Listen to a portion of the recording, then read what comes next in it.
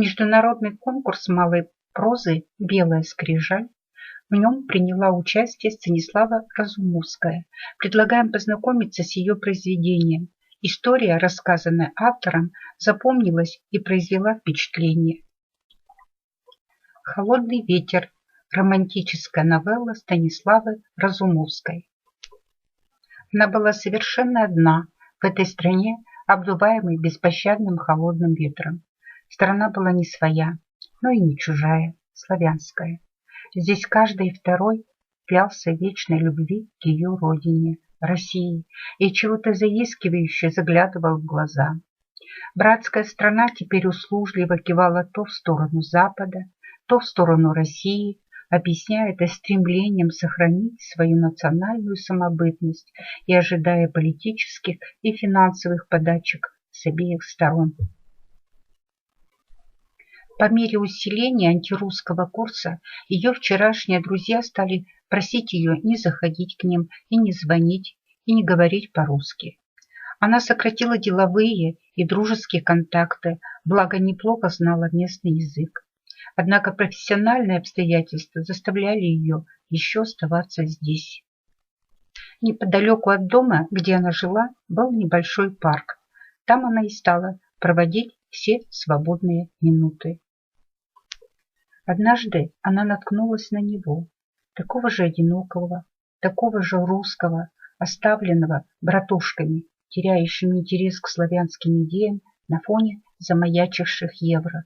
И оказалось, что только с ним она и может поговорить по-русски, несмотря на большую разницу в возрасте, несмотря на его беспомощность и немоту. Это были необычные встречи, странные прогулки под снегом и дождем. Когда бы она ни пришла, он был здесь, он ждал ее, и в этих встречах душа ее находила покой и согревалась. Говорила только она, он слушал. Он был русским, он ее слышал, он ее понимал, ведь они были родные. Невзирая на различия, безгранично отделявшие их, у них была одна родина, великая родина. Та, что могла быть и нищей, и несчастной, и оболганной, но при этом всегда оставалась великой. Это нельзя было потерять или отнять, и от этой уверенности тоже теплела душа. Однажды, в день большого праздника их родины, она принесла для него алую розу. Нет, не алую, красную, как русское солнце, что встает над сонными, туманными вешними лугами. Ему было и радостно, и неловко принимать цветы от молодой русской женщины. Но другой радости и подарков в его нынешней жизни, увы, не было. Она это понимала и теперь уже всякий раз обязательно приносила ему красную розу. Казалось, что все дорогое и близкое, что было в их столь разных жизнях, оживало и жарко пылало в тех красных лепестках. Так прошел долгий и трудный ее год на братской чужбине, и настала пора прощаться.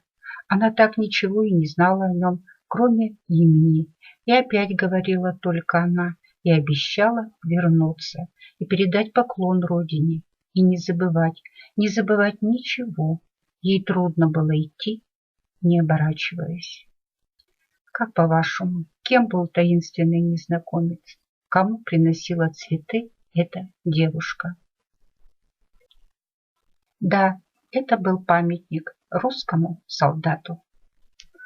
А он слушал ее стихающие шаги и знал, что никогда не расскажет ей, как местные мальчишки после каждого их прощания отнимают у него ее цветок, кривляются, обрывают лепестки, а то и просто бегут к соседнему цветочному ларьку, чтобы снова кому-то продать его розу.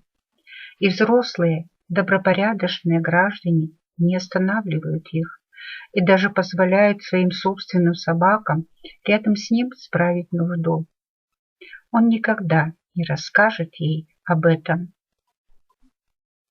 Ведь она была единственным родным человеком, говорящим именно с ним на его родном языке, единственным, за последние 60 с лишним лет, с той самой осени, как он был похоронен здесь, в парке, ставшем позднее русским кладбищем освободителей Белграда. В сущности, и разница-то в возрасте у них была не столь уж велика, но он не мог рассказать ей об этом. Он не мог рассказать ей, как азартно с товарищами ворвался в бой на подступах к Белграду, как бой то утихал, то разгорался, словно боль, несколько дней, как загорелся и его танк, а потом не нашлось ни одного живого его товарища, кто бы помнил его по фамилии, ни командира, ни документов. Лишь кто-то из югославов-партизан, собиравших после боя раненых до мертвых, признал в израненном и обгоревшем танкисте веселого русского паренька Мишку. Так и написали, как запомнили. Мишка – танкист. Только 2 слова на небольшом могильном камне. Вот и остался он в этом парке вместе со своими товарищами, по большей части совсем безымянными. Ни к ним, ни к Мишке никогда никто не приезжал. Родные не знали, да и не могли знать, где они похоронены. А если б и узнали, то так далеко, в освобожденную ими от фашистов Европу, на Балканы, из русских деревень и городков, все равно мало бы кто добрался. Но ему и тут опять повезло, как повезло довоевать почти до победы. Теперь к нему приходила она с того самого вечера, когда случайно наткнулась на его могилу в осеннем парке. Однажды ее не пустили.